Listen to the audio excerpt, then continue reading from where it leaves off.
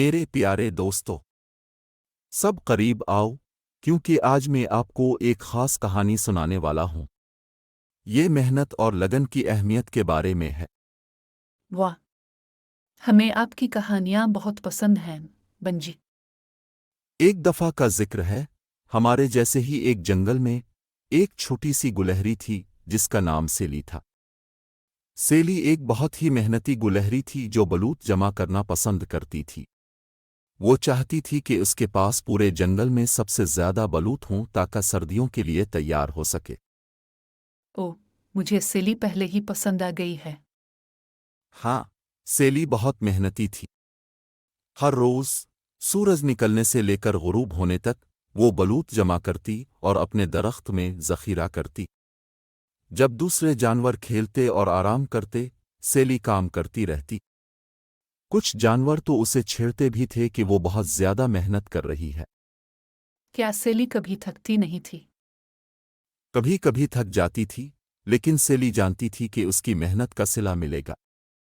جیسے جیسے دن چھوٹے اور سرد ہوتے گئے، آخر کار سردی آ گئی۔ جنگل برف سے ڈھک گیا اور کھانا کم ہو گیا۔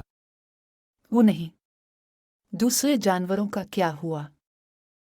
دوسرے جانوروں نے محسوس کیا کہ انہوں نے کافی کھانا جمع نہیں کیا تھا۔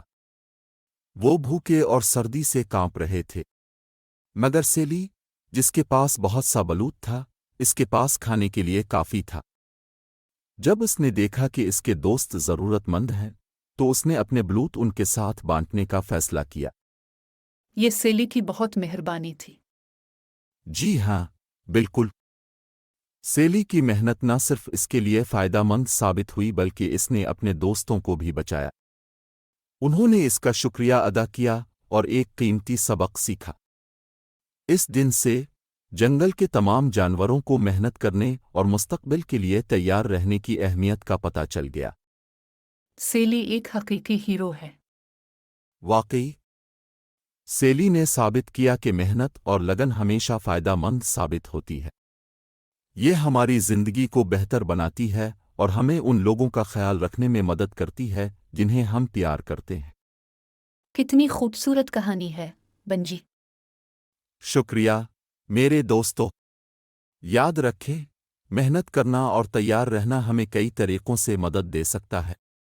اب چلو سب مل کر اس خوبصورت شام کا لطف اٹھاتے ہیں۔